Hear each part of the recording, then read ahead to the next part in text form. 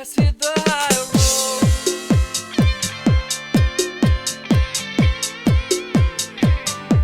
Let's hit the high road.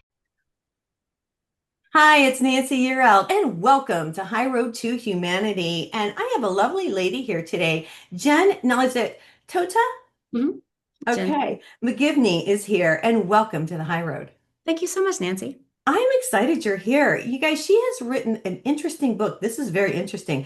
Finding Your Walden. And this is how to strive for less, simplify more, and embrace what matters most. And these are five principles, you guys, for modern living from Thoreau. And this is going to be just a fabulous conversation. I told John before we got on that this is hitting home with me, and I think it's going to hit home with a lot of you too. Striving for something that we may be attainable and maybe not, but it's changing how we think and how we operate in the world. Yes? Absolutely. I think we have this culture of accumulation where it's always about more, striving to work Yeah. more and earn more. And this is going the other way. I love this so much, and I'm so excited to talk about it. Before we get into it with Jen, I will bring up, here's the headlines. Live updates, strikes cause severe damage to Iranian nuclear site, U.S. officials say. It is Sunday, and today is June the 22nd. And I know there are mixed feelings about this, but actually, I'm going to tell you how I feel intuitively. I feel intuitively that most Americans wanted to see Iran not have nuclear weapons. I don't know how to say that in a great way. We want peace in the world. And if somebody has a nuclear weapon and you don't know what they're going to do, if they're not of sound mind, it's a really scary situation. And the situation's been going on, I will say, with Israel and the Iran for a while now. And I was hoping that the U.S. wouldn't get involved. And I think a lot of people were. What do you think, Jen? The same thing, huh? You didn't want them to get involved or what? Not What do at you think all. about that? I was heartbroken last night. That's not at all what I wanted to see. Yeah, but I will say this. This is my opinion only, and I like to give my opinion. I think they had to be stopped. And I think we were the only power that could do it. So here's what the headlines, here's what they say. Here's what the news says right now. This is from the New York Post. The Pentagon's top leaders echoed President Trump claims of success, but said it was too soon to say whether Iran still retains some nuclear capability. Iran condemned the strikes and has vowed to defend itself. Now, the latest developments say that the Pentagon officials said on Sunday that three of Iran's nuclear sites sustained severe damage from the U.S. strikes overnight. And President Trump said the United States has joined Israel's military campaign to destroy Iran's nuclear enrichment capacity and claimed success. So, again, and this is what I think. I'm just going to tell you this, Jen, because I believe in the ETs and I know they're there. And I almost feel like I'm a psychic. I almost feel like this was to prevent any kind of nuclear war. And I don't think the ETs would let us set off a bomb or anybody set off a bomb. That's my feeling because it would affect the entire universe Mm. if somebody did something like that. So that is the headlines. That's what's going on. Whether you're for it or not, I will say I do feel a little safer today knowing that people who I don't think we should have nuclear bombs at all, but it's scary when they get into the wrong hands. So I'll leave it at that. Jen, is there anything you want to say or about No, it? I definitely of the other mind on this one. Isn't I that crazy? Yeah. more We dangerous. all have our own opinions on No this. one knows. Yeah. Yeah. I will say that Jen is a writer. She's from Charlotte, North Carolina, you guys. And she's the back page columnist for Charlotte Magazine. I think that's fabulous. And her work also appears in Success Magazine, Our State Magazine, and Southern Living, among others. She has a master's degree in English and a soft spot for the transcendentalists. Okay. Now, let's talk about this. I want to know, here's my first question. What motivated you to put this together? Thoreau lived from, what was he born, 1817 to Mhm. 1862 in Concord, Mass. I'm going to have to go over to Massachusetts. I'm really Yes. curious to check this out now.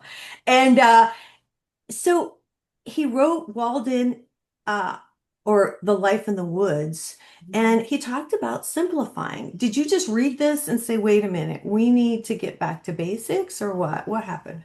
This has been my favorite book since I was a teenager. I love this book. For some Oh, reason, really connected with it. And I've always been trying to get my friends to read Walden, but It's a tough ask because it's kind of a slog of a read, like this kind of dense 19th century literature. Yeah. Recently, there have been such similarities between Thoreau's time and our own time.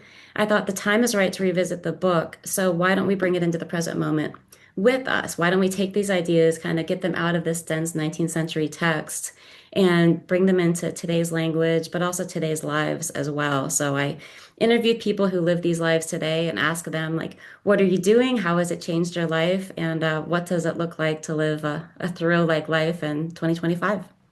Well, I am definitely a fan here Oh, because, good. and it says in the book, it says we are drowning in a culture of accumulation. We focus on what's next. And I will say this, and I could, this really hit home with me personally because I learned in the last few years, it's not about the stuff at all. It takes a while for people to realize it's not about the stuff. But what really hit me more than anything is like, okay, I got to get to that next level. Okay, I got to get to, and when I get to that next level, everything will be just wonderful. That is where I'm at right now. And when I saw this and when I read your book, I was like, oh my gosh, it's time to just let me just ask you this. Let it go and just let God, let go, let God. Just let the universe do what it's going to do. Is that pretty much it? Just letting go? That and also really appreciating who you are in this moment. One thing that the transcendentalists like Thoreau believed was that we are born good, we are born Yeah. enough. Yeah. And the problem is we enter this culture where culture is like, well, you need more, and if you do this, you can get better. And what Thoreau is saying is like, you're good as you are now. So strive for, instead of always more, strive for enough, and then relax into that and just appreciate where and when you are right now. And that goes back to living in the present moment. It's back to that same thing, isn't it? Just being appreciative for what you have right now, not hoping for something else or, oh, I'll be happy when, or none of that, or when I have this. And, I think a lot of people I don't know, tell me what your research says. Have people realized not accumulating stuff is not the answer? Do you see that? Increasingly, I think people realize that it is more valuable to create space than to accumulate more stuff. And that the point of simplifying isn't to have it to do less. The point of simplifying is to have and to do more of what matters to you. So Mm. if we can escape this culture of always needing to be more and add more and do more, then we can create space for what matters to you, what relationships matter to you, what causes matter to you, and then to live a life of values. Hmm. Yeah, Thoreau encourages us to define success for ourselves. What would that mean? He teaches that there can be more power in letting go than adding on. I love this so much because I really feel, and this is just something I've come to the conclusion of recently, God just wants us to be joyful. Spirit, you can say whatever you want. We're just supposed to be joyful. We're ethereal, souls, and we're in these bodies to experience and be joyful. And I think just we've got it all backwards. There is a simple line in Walden, and I know this sounds silly, but No. he's walking around the woods and he looks up and he's like, I rejoice that there are owls. And I love that because he was just always in the moment and looking around him. And like owls are pretty great, and birds and nature and trees, but he lived a life where he created room where he can notice and appreciate those things. And I've had entire years where I don't think I properly appreciated a tree, you know? Oh And he was like, no. create space to like really appreciate where you are. And when you talk about the present moment, he says it so well about to stand on the edge of two eternities, the past and the future, which is precisely this moment, and to be where you are in this moment and truly see it.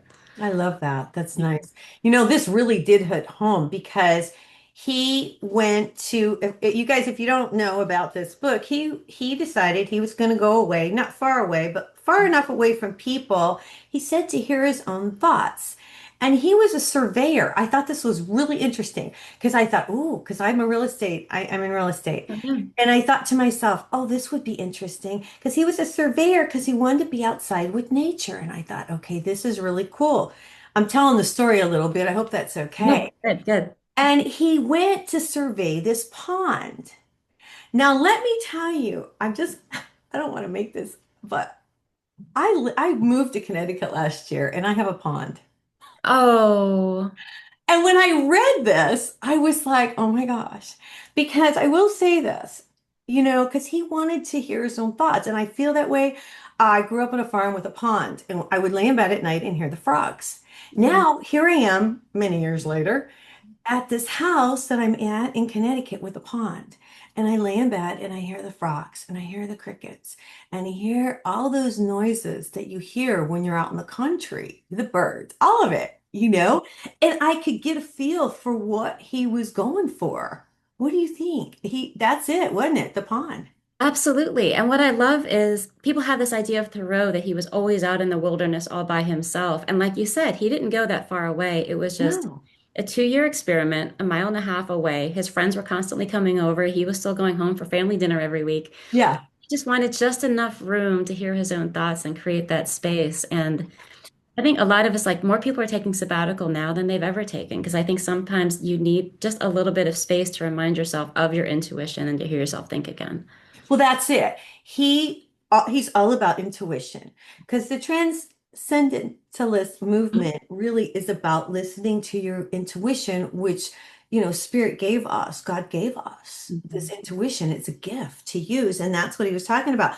Here's what really hit me because now, okay, guys, she goes through the five principles. We're going to touch on them briefly. We'll try not, is it okay if I touch on them all? Is that Whatever, fine with I'm you? along for Okay, the cool. ride. Because there's five principles, and I'm going to take the time. I didn't read every single bit of this, but I'm going to take the time and go back and read this because I have to tell you, each one is important. The first principle is know the cost of things. This really hit me, and I want you to Really? explain.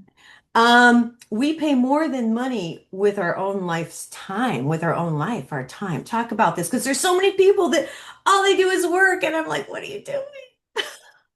I think if you had to take Walden down to one sentence, he has a line that the cost of a thing is the amount of life that we trade for it. And Mhm. that just knocks me over every single time that we're not just spending our money, we're spending our time and our energy and our attention. And that's what we need to consider when we realize, is this thing that we want to buy worth it? Is this job worth it? I think sometimes jobs, even very well-paying jobs, cost you more than they give you. So if Right. you think about in the terms of life, like what's your return on investment if you're trading in life? And that one, every time I read it, I reevaluate how I spend my money, how I spend my time, how I spend my energy. Are you investing in the things that give back?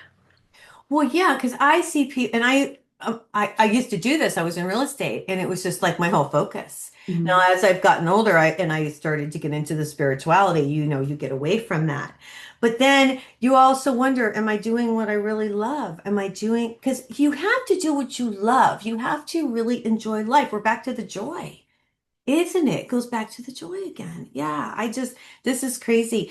Um, the second principle is create space between you and the world. Find peace and insight with a little distance. There's a quote in the book that says, I love to be alone. I never found the companion that was so companionable as solitude. I love that. And I think a lot of people say, well, Thoreau was so lucky because he could just go off and be on his own. So what I wanted to do with this chapter is to make it very approachable and have different degrees of retreat. So on the far end would be a sabbatical, but something that's accessible to all of us would be meditation and spending 10 to 15 minutes a day just not having any inputs into your brain, just resting and letting your brain be and watching where it goes. And these studies on this, like for fMRIs and what researchers are looking into, it changes the structure of your brain and it makes you less willing to like have knee-jerk responses. And I think in this culture, avoiding a knee-jerk response is a superpower. Yeah. And to think that we can do that, which is a little bit of retreat every single day. You said it perfectly. And I do this every morning. I bet you do too. And I get up, and the first thing I do is have my coffee and I say my prayer. And I don't quiet my mind as much as I should. I All do. right. I say my prayers. I clear my energy field and all of that. I try to meditate as much as I can. But you're right, because when you do this, it centers you. So when I do make it to work, I'm more calm. I'm very centered actually. It's the connection with the divine that I attribute this to quieting your mind, connecting, getting the messages. And then you're right, when things happen, you're like, okay, I can handle that. It's not such a big deal. You come from a place of peace. Yes. I interviewed a woman who runs her own marketing firm. Okay. Super busy. She has a hectic schedule, but every single day she works out of the house. She will go into her backyard and lay in her hammock and just be. And she will let her day tell her like how much time she needs to be in that hammock. And she said taking time to do nothing has been like the best thing for her because then when something happens and she gets nervous or she gets worried or she gets angry, she's like, I can find the source of that and relax. Mhm. Whereas if we're always like go, go, go, go, you get so caught up in your emotions that they run you. And that's exactly true. That's Mhm. absolutely true. We have to calm down. I love it. Love this book. Really good book, you Thank guys. You you. got to pick this up. The third principle is embrace your inner self. To stand apart while standing tall is a superpower. You know, it took me many years to learn this. It's okay. Yes. It's okay to be different. I'm different. I'm an Aquarius. I was always the black sheep. I Yeah. always, I'm intuitive. You're not supposed to say things, So I get this completely. I just thought that was really interesting. He was like, if he wouldn't have been weird, I probably won't say this as well as eloquently as you wrote it, but what he learned is being out there, at the pond, everybody thought it was really weird, but he wrote the most famous book from this. His It's neighbors thought he weird. was a total weirdo. So Yeah. many people are always like, just get a full-time career and buy a nice house and just be like everyone else. And he wouldn't do it. And he died pretty much with the reputation of being the town weirdo. But like everything we love him for now and all the things we learn from him now are the things he did because he was willing to be different and to be his own person. Well, yeah, and that's what we all have to strive for. When people Yes. say be your authentic self, that's what they're talking about. He was his authentic self. And think how much more fun and rich the world would be if we were all willing to put ourselves out there fully. Yeah. I think we have so much more to give than we tend to usually give. No, it's absolutely true. Well, it's this whole thing. And again, it's as you get older, you start to not worry about what other people think as 100%. much. It takes time. It's our society. We have trained our society to care about what everybody has on, what their house looks like, what car they're driving. The judgmental part of society is really a bad thing. And it goes to show that it was like that then. It was. And I think about how much time and energy and money we spend on how we seem to others. And if we took even a fraction of that and focused on how well we live based on whatever that means to us, I mean, that would be so the imagine of the quality of life improvement over if we stopped focusing on how we seem and instead how we live. Because we don't need other people's approval. Like I think we need our own respect. That's very well said. Yeah, absolutely. This is such a good book for to bring up all these different principles. And I think since 2020, I'll say since 2020, when people had to be quiet, when everybody was isolated, and Oh, through the pandemic, people had to stay home. And to me, it was a blessing in disguise in a lot of ways because people had to go within and they had to work on themselves. mhm. And a lot of people perished, what was really a horrible thing. But then it was also an uplifting thing. There's that little bit of light, that I saw from this. I was still doing these videos and talking to people, and it was cool because they all wrote books and they all changed their careers. Have you noticed all of this as well? I know this is a really silly example, but how many women now are like, I'll never wear heels again? Like, not I like love that. things. Because like I don't want to focus on how I seem. I want to focus on how I live. And I think there was a freedom there of why were we doing this to ourselves and not just our clothes, but our jobs and how we live and how much we stress over accumulating things. And I think a lot of us came to the point of who are we doing this for? We should be living for ourselves and the people that we love. Well, it's our society. If I could change everything, I would make everything free. We should have free uh, energy. We should not pay for electric. We should not have we all have such high rent or mortgage to live in a home, and it's gotten out of hand. And who decided? I'm going to get on my soapbox for just 1 second. Who decided all of this? Who decided we couldn't be free? We couldn't all just have free energy and we can all just live where we want. Who Mhm. decided we had to pay? And who are we paying? And why are we doing it? Right. And who's getting rich off of it? Right. And so it's really down to that, isn't it? It You is. know, that's where I'm at this point. I'm like, all right, big change, big change. We got to do something. Whoever's controlling this, I feel, I'll just say this and then we'll move forward. I feel like we all have to gather together our souls and as one and say enough is enough. I think Thoreau would call you his best friend. He loved this challenging of just the norms and questioning, like, what is society asking of you, and what are you willing to give it? You don't have to give it everything it's asking, you know? I know. It's just life changing. The fourth principle is know what you work for. Know when and why to take a job and when and why to quit one. I wrote this down because Dolly Parton said this in Oh, the book. Never get so busy making a living that you forget to make a life. I've seen this so many times where people don't have a life because they just work. right.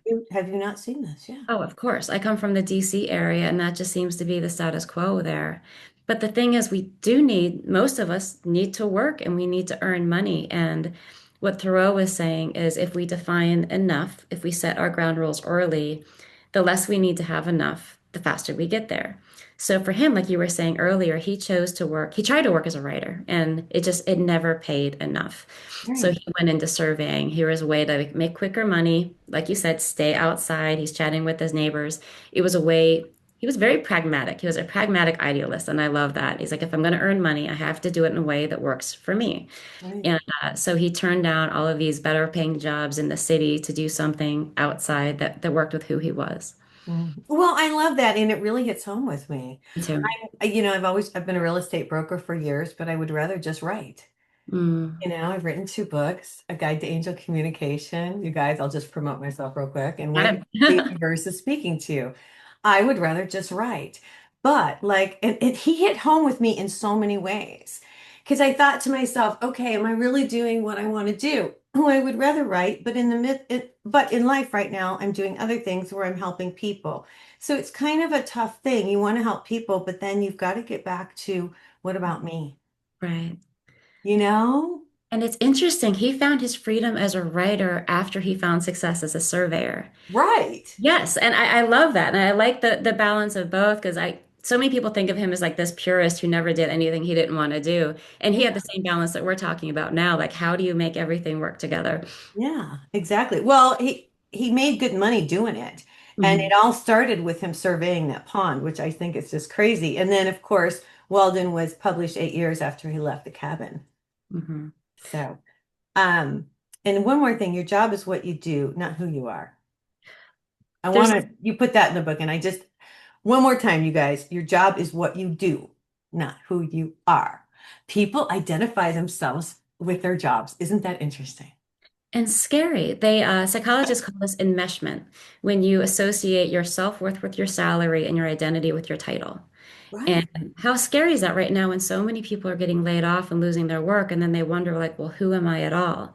So the idea They is, identified with what they were doing instead of right. who they are. Right. And how self-limiting is that when you identify with your job and that you start seeing yourself as your job when there are so many other wonderful parts of you? And I spoke to one career coach, and she said, think of your life like a mosaic. And your job is one tile in your mosaic, but make it a rich, beautiful, huge mosaic full of all those other things that make you special. Yeah, not just work. Mhm. We've really gotten this backwards, haven't we? It's really time to change things up.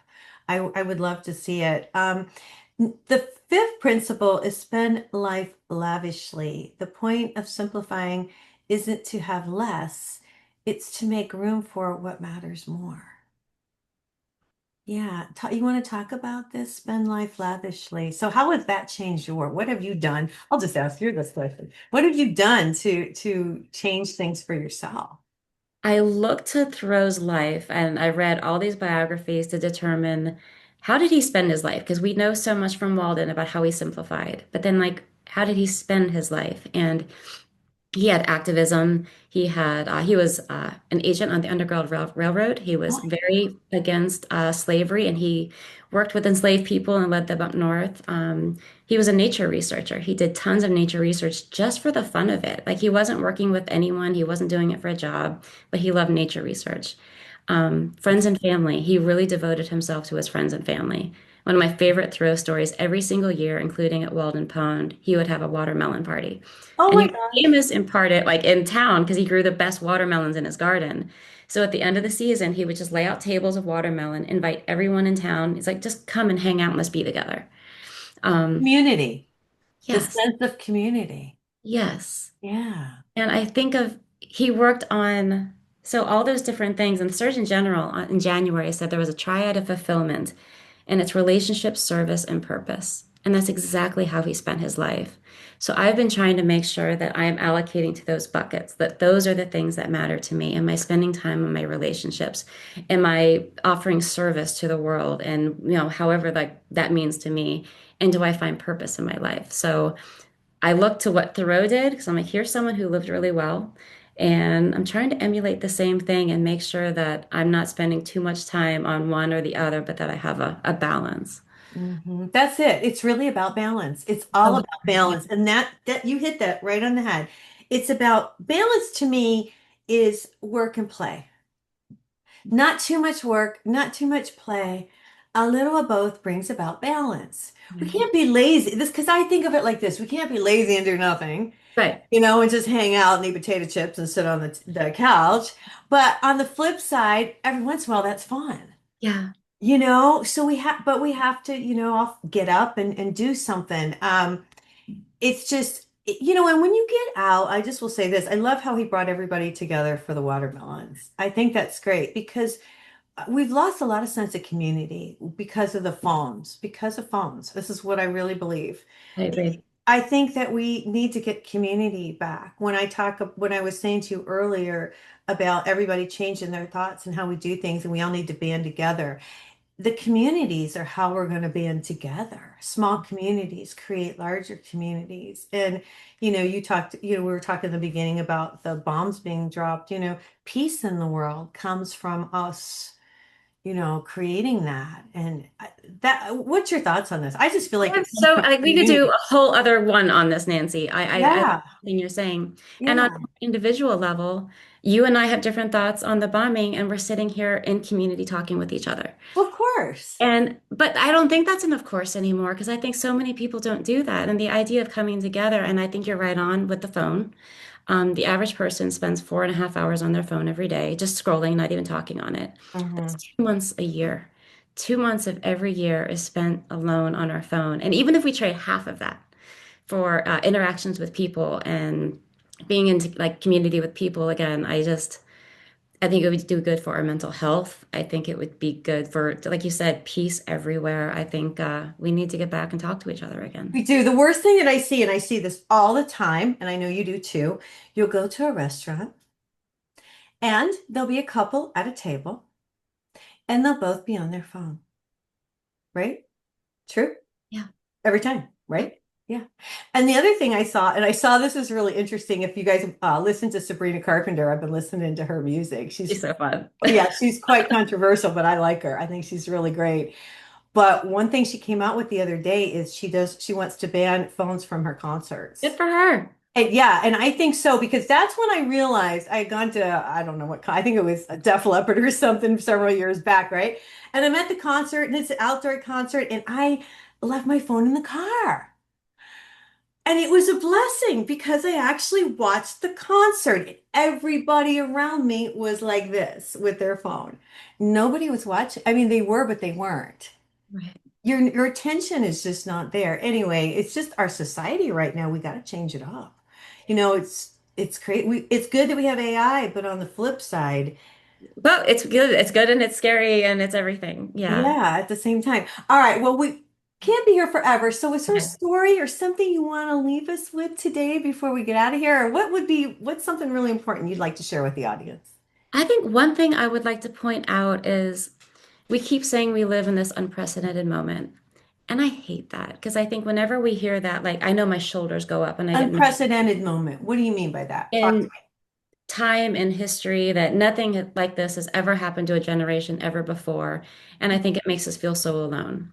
And what I love about Thoreau and like learning about the time period that he was in, it was so very similar. Like technology was growing faster than anyone could keep up with it. Politics was getting super dirty. The economy was all over the place. There was a pandemic. So they were dealing with all of these things. And for me, it makes me feel better to check in with Thoreau and think, you too? Like, what did you do? How did you get through it? And Well, for me, I think it gives us company. I think we need some company right now. Just like these are precedented times, and we can learn from those who lived something like this already. well, I don't want to interrupt you, but as you're saying this, what it all goes back to intuition. It all goes back Hmm. to You know, I him. haven't made that connection. Please keep going. Well, no, it's true. It goes back to, well, this is what I learned. And I can hit home with what he did.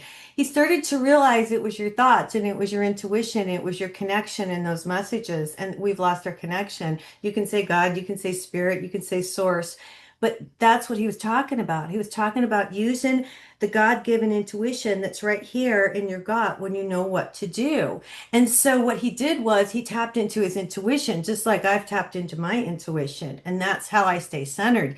That's how you stay centered. But it's really back to tapping into the divine source, into the love energy, into that vibration that brings in, that's what you're bringing in when you're tapping in. That's what you're doing. And that's what he did. He was tapping into God. He was tapping into the source energy. Right. And He- that's Yeah. eternal. That's for every Yeah. all times. Yeah, and that's what I see from him. I mean, that's what I think, because that's why. Oh, he was huge with what all the things that you're saying right now as a transcendentalist. He believed that there was a divine spark in him, You're in right. everyone, in nature, and in some ways it's very individual, but It on the is. other, like it's also very communal because everyone has this special thing within them. So you respect the rights of others and you respect the rights of nature, and it's all together. So, I never put together that area with the precedented times, and that's very astute. I like that a lot. Well, yeah, because he found the divine, Yeah, he and did. that's what brings us peace. And that's, we all learn in a different way. Sometimes people find it through a loss of a job or a death or a divorce. For me, it was divorce. But you look, you search. And that's, sometimes we find that love, that energy, and that's what we're missing. Anyway, um, finding your Walden, you guys, I'm going to read a little bit out of here before we get out of here. And I'll tell you why. I just think it's such a cool, cool book. And I picked out page 30. What was it, page 30? Hold on. I got to look here and see what page it was that I wanted to read because there's such good information. Here it is. Here's my star. Oh. All right, you guys, I'm going to read from page 6 of the book, Finding Your Walden. Thoreau encourages us to define success for ourselves, to recognize what we can strive a little less, when we can strive a little less and live a little more. He teaches that there can be more power in letting go than adding on. This is a message of radical hope. Thoreau insists that life has so much joy to offer if we live intentionally and prioritize wisely. How we choose to live can become our greatest art. Isn't that amazing, you guys? Thoreau had one mission to encourage people to pause, to notice, to question. He points to the beauty of what's in front of us, if only we'd see it. Heaven is under our feet as well as over our heads. To do that, we must consider if a better way of living exists, even if it's one that no one has thought of yet, or perhaps especially if it's one that no one has thought of yet. I love this. I love that you connected with it. That means so much to me, Nancy. Oh, well, Jen Tota McGivney, thank you for coming on the show. This Her was book fun. is I love this. her book is Finding Your Walden. You guys got to pick this up. It's fantastic. Really helped me. I think it will help everybody out there. How to strive less simply, more, and embrace what matters most. Thank you for coming on. Thank you so much. You're welcome. Hey, you guys, if you want an angel reading, or if you just want to learn about the angels, pick up my book, A Guide to Angel Communication and Spiritual Law. I've been doing some messages out there on Facebook and TikTok. You can find me. Hope you guys have a fabulous week and God bless.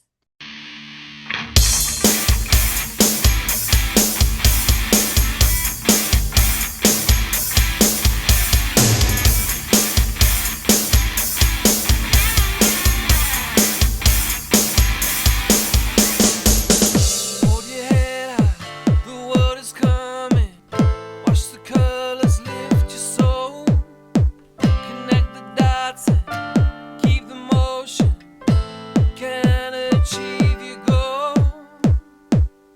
hit the higher